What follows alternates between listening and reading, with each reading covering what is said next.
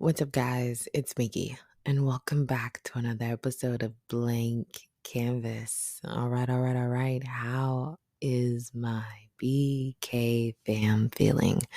I missed you guys. I know it's only been a week, but I missed you guys. I missed talking to you guys. I hope you guys are doing well. Summer is flying on by, is it not? Is it not? Before you know it, we will be in July. Actually, at the time this episode, what's today? The 26th. By the time y'all hear this, it may already be July. Happy July, guys. Happy July.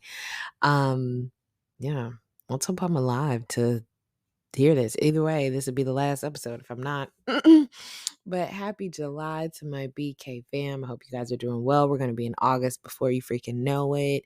Kids are going to be back in school. Like, what is happening? It'll be fall time, Christmas, holiday time. Ridiculous. It's going to be another year down before we even know it. Isn't that crazy? Yeah, I think so. So this morning I meditated, and I haven't meditated first thing in the morning in a while. And let me tell you, it was intentional and it changed. Well, it's still morning time currently, but so far it has just changed the trajectory of my mood this morning. I have more patience for other people. I have more patience and grace for myself. I have a more, I don't know, like my energy just feels good. And this morning I meditated to a healing flute. I need to get me some sound bowls and stuff because I already do yoga. And for Christians who'd be like, oh my God, I can't believe you do yoga. Yeah, I do. So you guys can leave me alone and you can mind your business. If God told you don't do yoga, by all means, don't do yoga. But for me and my body, we're going to stretch it. And it just felt so good to meditate this morning. And at one point, I was really disciplined on yoga, meditation, and just being very intentional about my energy and different things. And life happens as it does to all of us. And I became undisciplined in certain areas. It's not to say that I still didn't do yoga, but I mean, when I tell you guys I have been disciplined like every single day.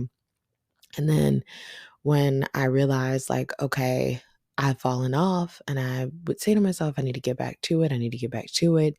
And then, Lord of mold, when I said I'm going to be intentional about the energy, and I told you guys that God had been speaking to me directly about my responses, and I haven't even had like I haven't been blowing up or anything, but I think the stuff that God saw coming, He was telling me early, so I could have the character to handle the things that people would say and the tests that would come, and that I could have the right heart posture to be able to give the grace and forgiveness and have the empathy that is needed. I was on a walk with a friend the other day, and we were talking and we're like, I was explaining to them, I was like, you know, I, I be working on my fruits of the spirit. And with me trying to be intentional with working on fruits of the spirit, and in case we don't know what those are, let me remind you guys really quickly. The fruits of the spirit is love, joy, peace, forbearance, kindness, goodness, faithfulness, gentleness, and self-control. Sometimes instead of forbearance, they'll have patience. Okay. So those are our fruits of the spirit. And I have been trying to be extra intentional on just exhibiting them, and um not just for myself, not just for people in my immediate world, but to everybody. And it's so freaking hard. You know, when they say, when you ask God, God, help me to be more patient. And then you start getting tested in every area in your life. You're like, hold the up. Like, I ask for more patience, not for more trouble, but sometimes those go hand in hand, because how can you really, it's easy to be patient when nothing is stressful or you're not desiring anything and you're not waiting. It's easy to be patient. It's easy to be loving when people are being loving back, when people are being kind back. It's easy to be kind when people are being kind back. You know, maybe not for some people, but for the average person, it's easy. And God's love is like going past that. God's love is being able to sit with Judas at the table and still be like, please do it. Please do what you need to do so I can do what I need to do, kind of thing. God's love is turn the other cheek. God's love is healing, encompassing, because I don't want everybody to sit up here and think God's love is just like go against my boundaries and everything. No, it's not that. It's just that because God had boundaries. God had an inner circle. God was very intentional with who was in his life, who he shared different things with, who he experienced different things with. He had everybody, then he had the 12, and then he had the 3, and then he was very intentional and used wisdom when he needed it to be just solo dolo. And I think the way God lived his life is how we should try to live ours. Of course, we don't have the exact same circumstances as God. And I am grateful because let me tell you, if it was up to me to die on the cross for the rest of the world and they may or may not choose me, I know I probably wouldn't have done it. So God knew, but he knew who to send. I'll say that. He knew who to send. And I'm grateful for Jesus for that every day. But the point of all this is I was talking to this friend and I was saying sometimes how hard it is to exhibit empathy to people when they go out of their way to not exhibit it back or to, and it's not just empathy, but it's also like understanding. And we were talking about, most of the time when we're frustrated with other human beings, it's because we don't understand them and or we don't acknowledge where they may be in their life. In the same way, they may be doing it at the same time to us, vice versa, but somebody has to be the bigger person and somebody has to kind of push through it. And so I had been dealing with different situations like that. And the friend, we were talking about moments when they had felt that way too. And I was like, but it's so hard sometimes, like, because sometimes I'm like, I want the other person to see, do you see where I'm giving you empathy at? And for them, it could be like, do you see where I'm giving you empathy at? And I could be missing it on their part as well. And he was like, it comes with to be able to give more empathy. We were talking about how it comes with more understanding. We have to be willing to try to see the other person's point of view. Like, even if we may not agree with it, we have to be willing to try to see the other person's point of view. And a part of understanding is also realizing and accepting and understanding within itself that some people may not understand. It doesn't matter how much you explain it. It doesn't matter how nice you say it. It doesn't matter how many different ways you word it. Some people may not understand or they may not adhere to it. They may not respect it. And you have to be okay with people not understanding. You have to be okay with, I may not get empathy from this person when it comes to this. They may not see me in the way that I need to be seen or I feel like I need to be seen. Right. And we just have to be okay and really accept the fact that sometimes people just may not get it. No matter how hard you try, they may not get it. No matter how hard you try, they just may not care. And I think that's a lesson that all of us can take and remember daily is that sometimes no matter how hard you try, the person may not see it, they may not understand it. And a lot of times people get frustrated because they're like, I've been trying to tell these people this forever. When it was me going through it, everybody had this, this, and this. But sometimes it takes people experiencing it for themselves. So, and sometimes it doesn't. But for the most part, if we really think about it for human beings, it takes them going through it themselves or somebody close to them or in their proximity to experience it for it to hit different. And I mean, that's kind of what everybody, and that's like, it's not coming from a judging place I'll say from my aspect, it's not coming from a judging place just for the simple fact of when we all think like, oh, okay, like, yeah, but it won't happen to me.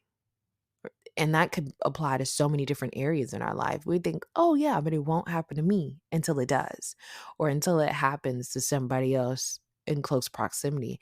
And we think, holy shit, I have a new level of empathy. Holy shit. Like, I'm pretty sure people who, like, when Jesus was first saying, I can do miracles, I'm pretty sure there are people who believed in his power and was like, oh, okay, yeah, he can do miracles. But after you see him do it, like up close and personal, or after you are the person who has experienced the miracle, there's a whole nother level of faith. There's a whole another level of conviction and courage that that person has, that a person who is in another town who may have heard of Jesus and what he was doing, it's not hitting them the same. Because yeah, I heard it and I may believe it, but it's still going to hit the person who's experienced it or who's seen it with their own eyes, kind of thing, right? It's just going to hit different. And I think that can apply to different things in our lives as well. So I say that to say that we just got to be okay with sometimes people not understanding. We got to be okay with people not caring to see our side. Like, they may be in a blinded headspace where it's, I'm so focused on my pain. I'm so focused.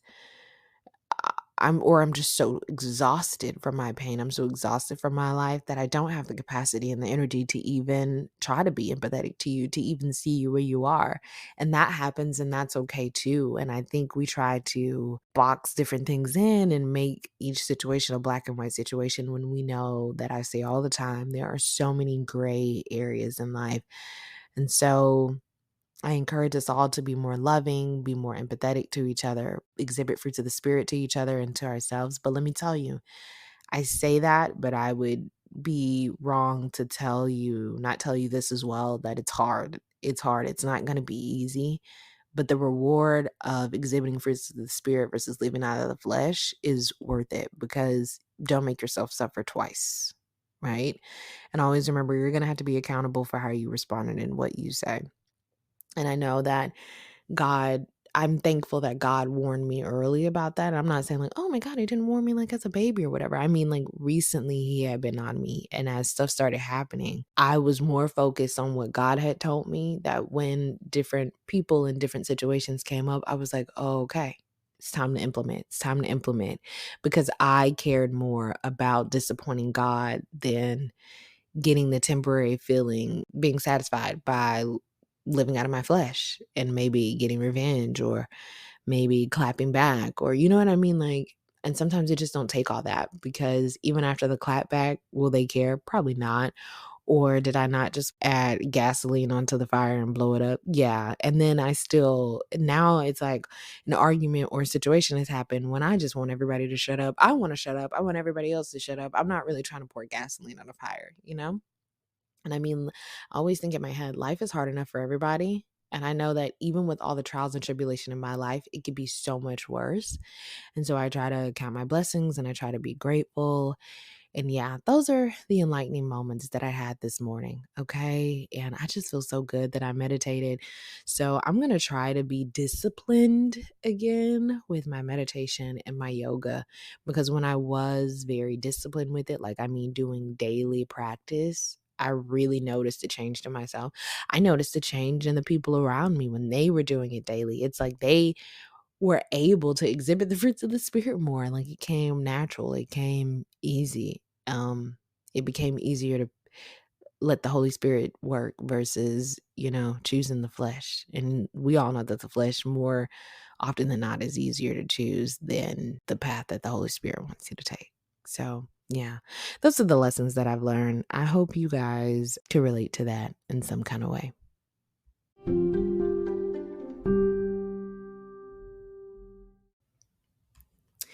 All right, so the next thing that I want to talk about on this week's episode, I want to read something to you that I had screenshotted back in March, but I kept forgetting to talk to you guys about it. So we're going to talk about it today. Okay, this is a post that somebody else did that I saw on Facebook. And she said, the grandmothers gave the mothers bad advice out of survival.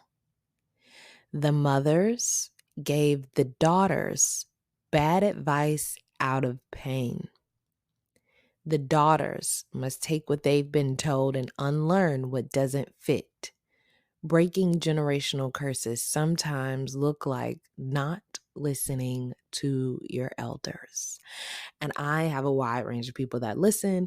So I know some people are probably listening. I mean, she's going to tell them to be disrespectful. No, it's not about disrespect, but it's about taking what works, taking what doesn't, and not using what doesn't work, but taking the things that work and apply them in ways that work for you, work for your family, work for your life. And even if it's something that may have worked for the older generations, maybe you can tweak it a little bit. Maybe you can do it exactly the same, but maybe you need to tweak it a little bit to apply it where it is beneficial in your life, where it can be the most impactful. The wildest thing is seeing my mom these past few years and just the different trials and tribulations she's had to endure these last few years gave me empathy for my grandmother. Because sometimes when I would hear my mom's story about her childhood or whatever, I had no empathy for my grandma. It was more judgment, it was more anger, it was more like, "How dare you? How dare you treat my mom this way? How dare you were to do these things to her?" And of course, not just her, but like, or just anger of like, if you had poured more love, if you had did this, imagine the kind of mom we could have had. And it's not to say that I have a bad mom. I have a fantastic mom. I have a great mom. I've acknowledged that on here multiple times. But I think the amount of trauma some was bound to pass down regardless, and the amount of work to unlearn all the bad habits.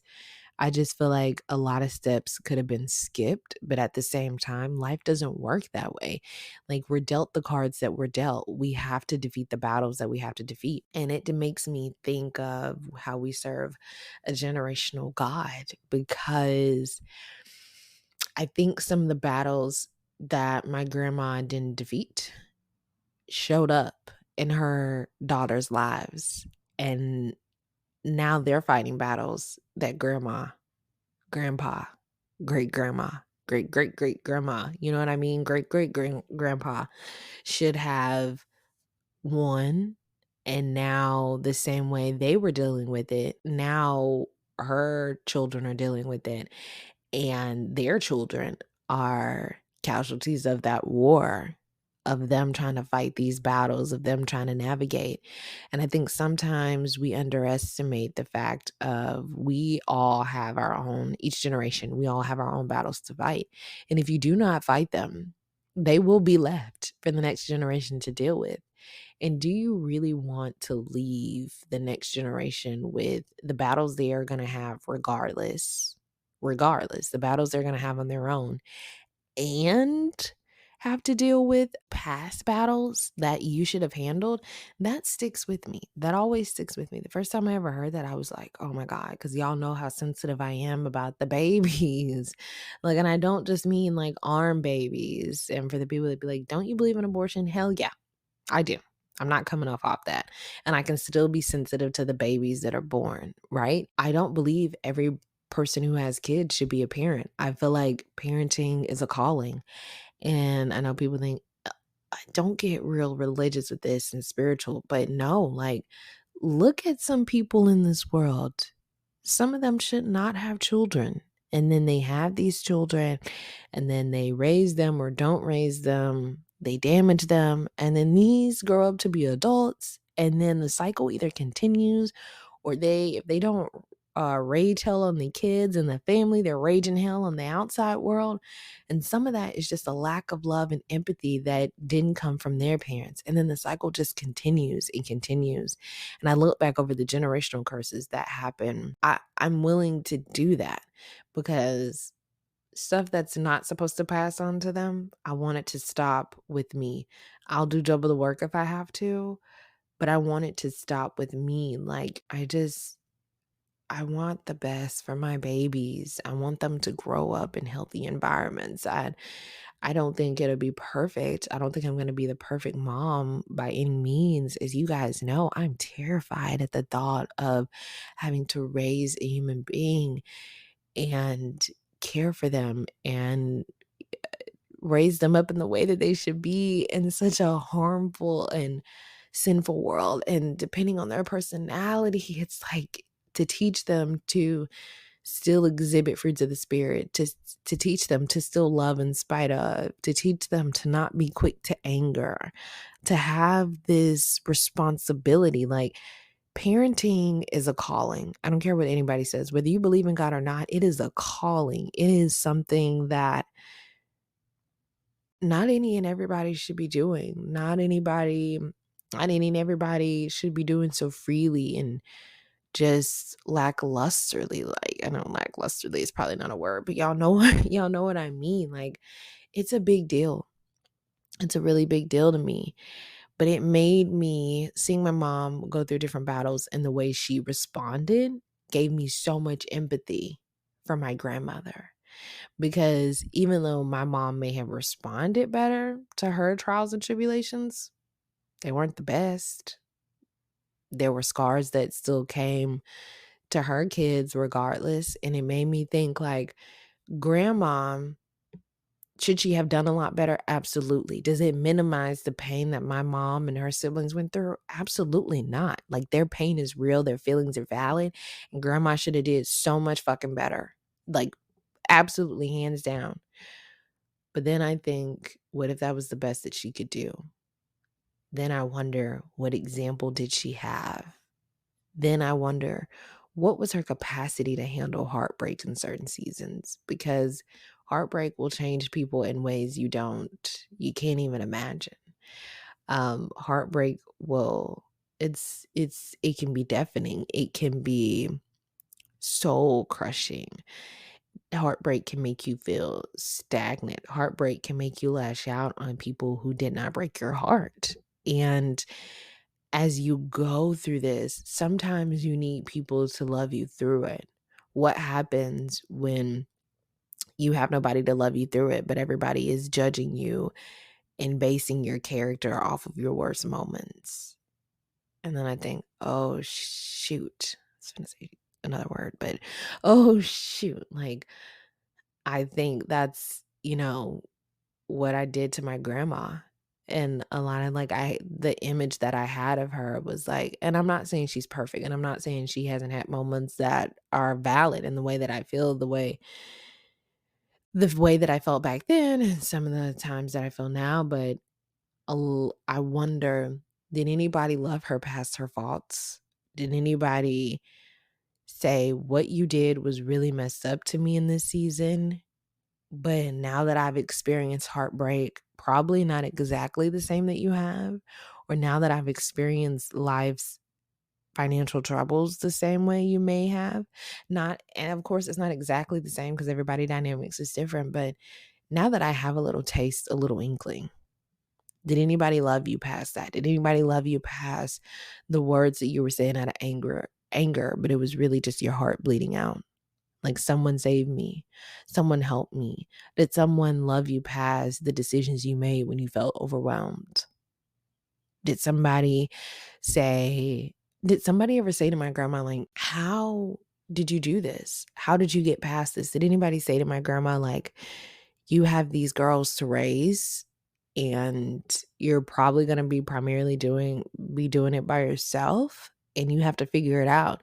Did anybody ever say to my grandma, I know your relationship with your mom wasn't the best, but now you have 3 girls and now you have to figure out how to be the mother that you didn't have, right? And sometimes I wonder, did grandma think, oh my God, I tried so hard not to be my mom, and in so many ways I was. I wonder, does it break our hearts sometime, like I failed my girls in the same way that my mom failed me, or I may have failed my girls in a worse way than my mom failed me? You know what I mean? Because grandma could be like, at least my safety, at least my love pouring into me came from my dad. But did anybody ask her when her dad left, how did she feel? You know what I mean? Did anybody ask, did she ever feel alone in this world? Did anybody ask? And I'm saying these are my thoughts out loud because I haven't even asked my grandmother these things. Like, do you still feel alone today? Like, even surrounded by people, do you still feel alone today? Do your worst moments still haunt you? Do your worst parenting moments still haunt you? Did you ever have the space to heal from your heartbreak, right? Do you constantly feel like people are seeing you for your worst moments? What would it have looked like had you had the ability to, I don't know how to put it. What would it have done? Or who could my grandmother have turned into had she had the ability to be loved like Jesus loves throughout it all? But I think the pain she inflicted, it was so much and it made it hard. And when pain is inflicted from your parents and the different childhood environments you have to grow up in, you have to try really hard not to be resentful. And then sometimes it makes you not have empathy for their pain. It's like, because do you know how much you lashed out at me because of what so and so did? Like, I understand your heart was broken, but I didn't break it. Or even if we as children, we have moments of breaking our parents' hearts and disappointing them. It's like, okay, but do you want to sit up here and talk about all the times you broke my heart kind of thing? It's like, it's not it shouldn't be let's one up you, or do you remember this? But what about this? We miss it. We miss it every single time we do that. We miss it. We need to do better at meeting each other where we are, really giving grace, really giving empathy, and really giving love. I think in so many moments we turn it into, your mess up affected me this way and now I can't do this, or your mess up affected me this way and now I carry this pain. And the pain is real. The pain is so freaking real. But it is hard to love people when their worst is coming out. It's hard to believe people when their worst is gone, because you're like, I know what you said to me out of anger. You probably feel that more than you feel the love. But again, that would be an assumption. And it would be the arrogance of us as human beings to think that we know 100% how somebody else is or feeling, or to think that we know the capacity of another human being to change, right? The arrogance of us, because we know nothing. Even the things that we know, we don't even understand to the full scope the way that God does, because He is sovereign. And I don't know, guys, that stuck with me, is that I do think that grandmas gave our moms, tips out of survival. Like, this is how we survive, back when the men were the only ones like that could bring home the money and everything. They were taught to like stay in abusive relationships, like everything. Like, you just survive, right? And then they damaged the hell out of their kids. And then they left their kids to have to figure out how to do it the right way. And then they left their kids to have to figure out how to raise the next generation better with a lack of example, or an example that just wasn't to the best of their ability. And it could have been better had our grandmothers had better, kind of thing. And then our parents gave us advice out of pain. The pain of watching their moms in pain, the pain of watching their moms try to figure it out without help, the pain of watching their moms try to figure out without being loved through it, or being loved past their worst moments. And then it gets to us and it's like, okay, grandma gave advice out of survival. Mama gave advice out of pain. Now I have to take what works, what doesn't work, and I have to make sure that I'm not giving my children advice out of survival and pain, because I know some of the way that I view the world is shaped by my pain. And it's important that I'm shaped by the potter's hands and not by the world's hands. And for those that don't get that reference, God is the potter and we are the clay. So it's important that who I am, my character, my heart, my response is shaped by God and not shaped by my pain from others, my pain from different experiences in this world, and just my pain that I may inflict on myself. Our feelings aren't facts, okay? Our hearts can be deceitful. And yes, sometimes your heart will tell you how you feel, but also at the same time, it's like a scripture in the Bible. I don't have my Bible right now. You guys can Google it, but it's a scripture in the Bible that tells you, be careful of like your heart. It can be deceitful. It can deceive you, right? Sometimes you have to protect your thoughts. Some thoughts are yours. Some thoughts are the enemy's. Some thoughts are, you think they're yours, but they're literally based off of just different people and environments you've been in. We have to protect our thoughts and our energy. And yeah, I have I just have another level of empathy. After watching my mom, I have another level of empathy for my grandma that I don't think I would have ever had I not watched my mom go through the season she's going through. And so I'm thankful to God for that, because now instead of just learning from my mom's generation, now I have something to learn from the generation before that. And it's not to say that I couldn't do it before, but I can appreciate it different now. And I can not come from a place of anger, like, how dare you do this to my mom? It won't be coming. Now, don't get me wrong. Don't get it twisted, grandma. I don't need you to start wilding out or anything. And still don't be playing with my mom, right? Don't be playing with my brother. Okay. But my heart is not stony in certain situations anymore. I have way more empathy. Do I respect the way she handles certain things? Absolutely not. Do I think that had she not done such life-changing decisions, it would have made her daughter's outlook differently and they would have parented differently? Absolutely. But I mean, it is what it is, shoulda, coulda, woulda. I'm grateful that my heart is more fleshy towards her now and not as stoned, and that I can see it more from her perspective. It's just enlightening, and I've learned a lot. I've learned a lot. And who would have ever thought that watching my mom would have taught me something about my grandma, right? And to also keep me humble. Like, okay, this is a generational curse that's been happening. Work on it, so we can stop it. Or the way I responded in this season, I may not like, but do I remember when I passed judgment on my mom for responding this way? Or do I remember when I passed judgment for my grandma responding this way? It's so easy to be from the outside and be like, I wouldn't dare do it. Put yourself in the situation. Hopefully you don't have the same response. Hopefully it's not worse, right? Hopefully it's not worse.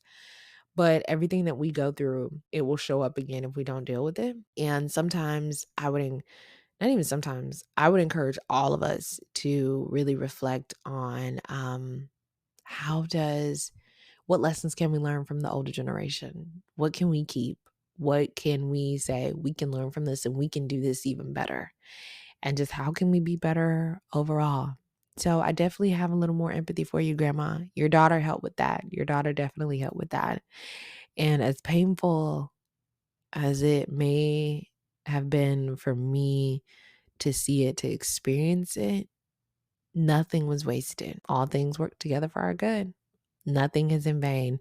Not one season is in vain, right? Because I've even learned some of the things that I've experienced, God sent me through it first. And then when I hear people say certain things, like maybe like their souls are tired or they want to die and, things of that nature, I'm able to speak life into those people because I already know what that feeling feels like. And it may not be on the exact same level and scale, but I know somewhat of what you're feeling. And if God brought me through, I'm going to show you what I did to make it to the other side. And it may work and it may not, right? But take what can work for you and apply it where it does and tweak it and figure out something that works if the other stuff doesn't. And that's all I got this week, okay? So I hope you guys enjoyed this episode. It was a much more chill vibe kind of thing. I hope you guys can relate to something that I talked about.